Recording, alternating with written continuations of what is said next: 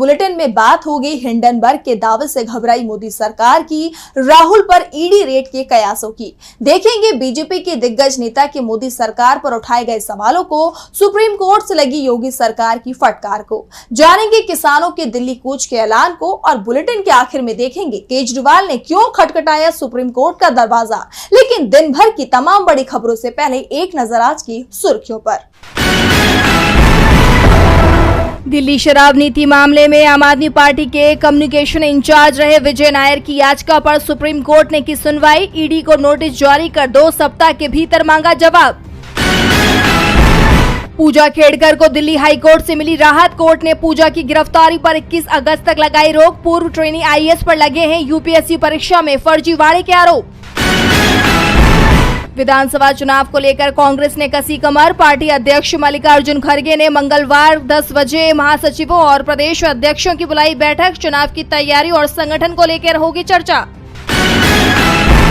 और गिरावट के साथ बंद हुआ शेयर बाजार। 56 अंकों की गिरावट के साथ 79,648 पर बंद हुआ सेंसेक्स। 20 अंकों की गिरावट के साथ 24,347 पर बंद हुआ निफ्टी।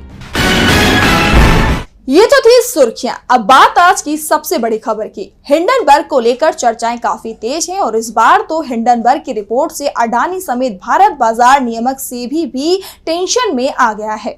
बीते दिन हिंडनबर्ग ने अपनी रिपोर्ट में दावा किया कि अडानी की ऑफशोर कंपनियों में सेबी की प्रमुख माधवी बुच और उनके पति धवल बुच की हिस्सेदारी है, जिसके बाद मामले में सियासत गरमाई हुई है। विपक्ष ने मामले में जांच की मांग उठाई है और अब हिंडनबर्ग ने एक और बड़ा दावा किया है, जिसके बाद सेबी प्रमुख बुरी तरह से घिरते दिखाई दे रहे हैं। तो क्या है हिंडनबर्ग का दावा, देखिए इस रिपोर्ट में। हिंडनबर्ग की रिपोर्ट को लेकर सियासत गरमाई हुई है। इस बार सेबी प्रमुख माधवी बुच ने हिंडनबर्ग के आरोपों पर सफाई दी, लेकिन सेबी प्रमुख की सफाई ही उनके लिए परेशानी का कारण बनती दिखाई दे रही है।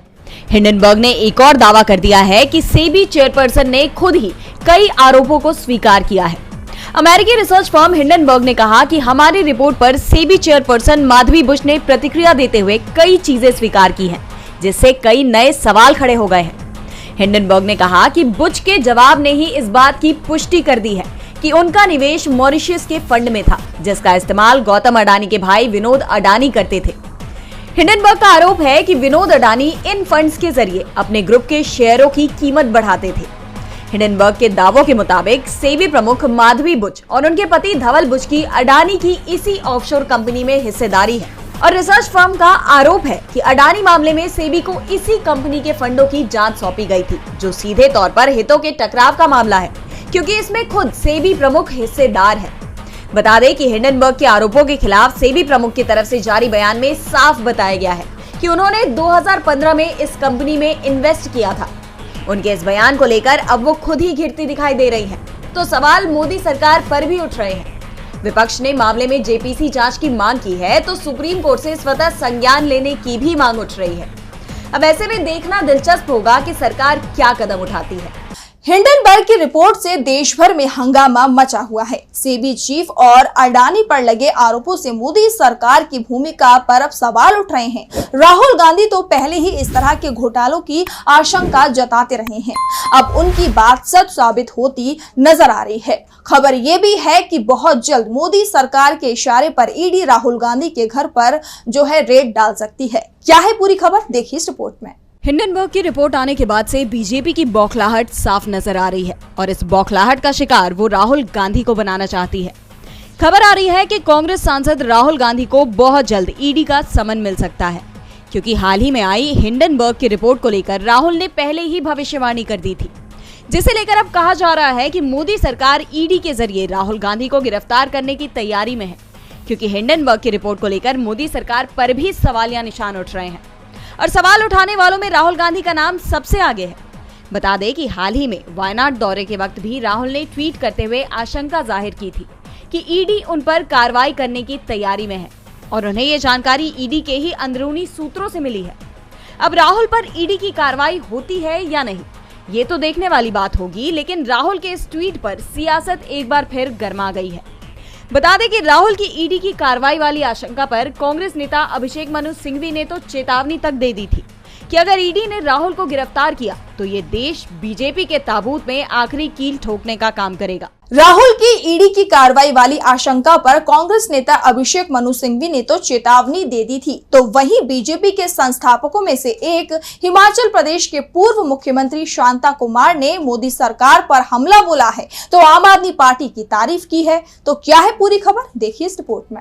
लोकसभा चुनाव के बाद से बीजेपी नेताओं में आपस में ही खटपट की खबरें सामने आ रही हैं और इस बीच बीजेपी के संस्थापक सदस्य और हिमाचल प्रदेश के पूर्व सीएम शांता कुमार ने बीजेपी की पोल खोल दी है, तो दूसरी तरफ विपक्ष की तारीफ कर बगावत के संकेत भी दे दिए हैं। दरअसल शांता कुमार ने दिल्ली के पूर्व डिप्टी सीएम मनीष सिसोदिया की जमानत पर बीजेपी से अलग राह पकड़ते हुए उनकी रिहाई पर खुशी जताई है। शांता ने कहा कि आप पार्टी के नेता मनीष सिसोदिया के साथ मेरी बहुत सहानुभूति है। 17 महीने बाद सर्वोच्च न्यायालय ने उन्हें जमानत पर छोड़ा है। उनके जेल से रिहा होने की मुझे भी खुशी हुई है। इसी के साथ शांता ने बीजेपी पर हमला बोलते हुए कहा कि मुझे ये विश्वास है कि दिल्ली में आप सरकार के नेता व्यक्तिगत रूप से भ्रष्ट नहीं है। ये पार्टी अन्ना हजारे के भ्रष्टाचार के विरुद्ध ऐतिहासिक आंदोलन से निकली थी। पहली बार दिल्ली का चुनाव लड़ा तो 70 में 67 सीटें जीती, सरकार बनाई और बहुत अच्छा ईमानदारी से काम किया। परिणाम ये हुआ कि दूसरी बार भी दिल्ली में आपकी सरकार बनी।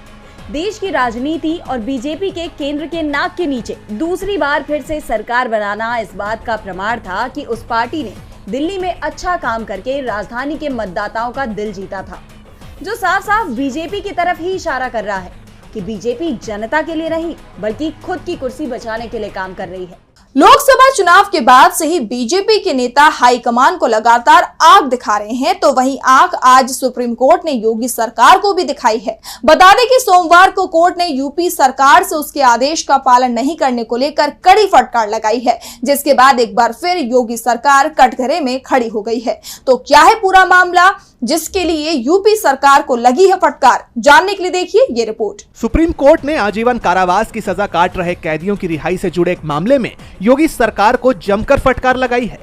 दरअसल सुप्रीम कोर्ट आजीवन कारावास की सजा काट रहे कैदियों की रिहाई की याचिका पर सुनवाई कर रहा था। इस दौरान सुप्रीम कोर्ट ने यूपी सरकार को जमकर फटकार लगाई। अदालत ने तल्ख टिप्पणी करते हुए कहा कि जब समय से पहले रिहाई का आदेश दिया जाता है तो आप लोग उस पर विचार क्यों नहीं करते हैं।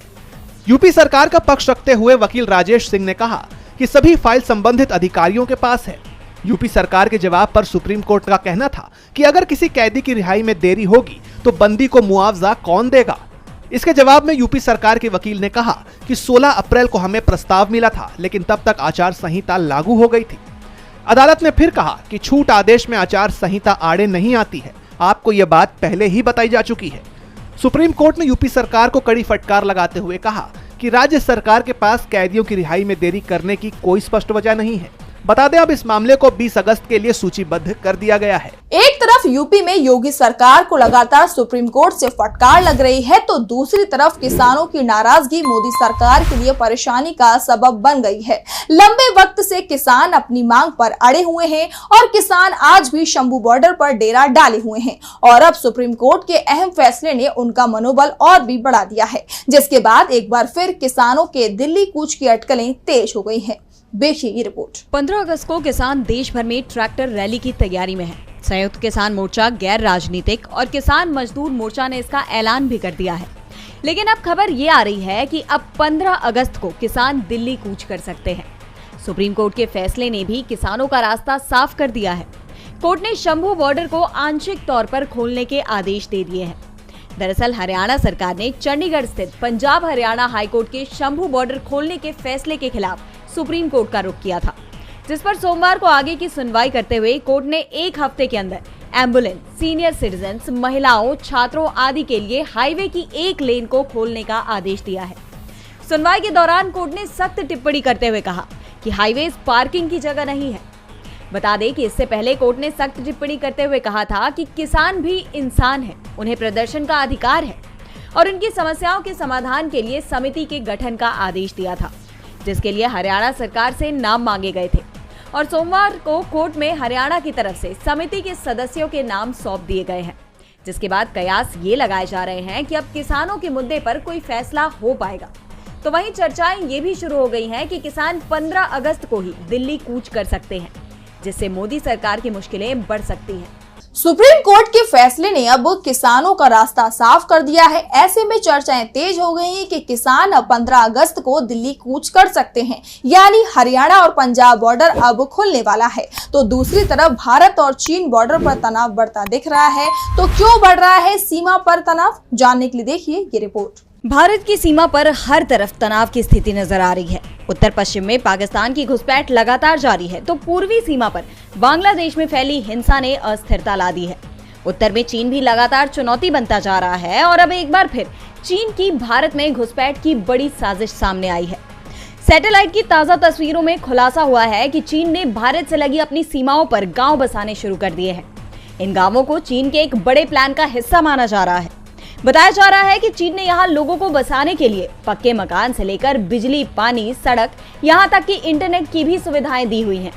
यहां रहने वाले लोगों को चीन के राष्ट्रपति शी जिनपिंग सीमा रक्षक के नाम से पुकारते हैं। ऐसे में माना जा रहा है कि चीन यहां से भारत की सीमा पर पैनी निगाह बनाने की कोशिश में है, जो भारत की सुरक्षा के लिए बड़ा खतरा साबित हो सकता है। चीन का इरादा इन लोगों के जरिए बॉर्डर की गतिविधियों पर निगाह बनाए रखने के साथ ही आसपास के इलाकों में अपना प्रभुत्व बढ़ाने का है।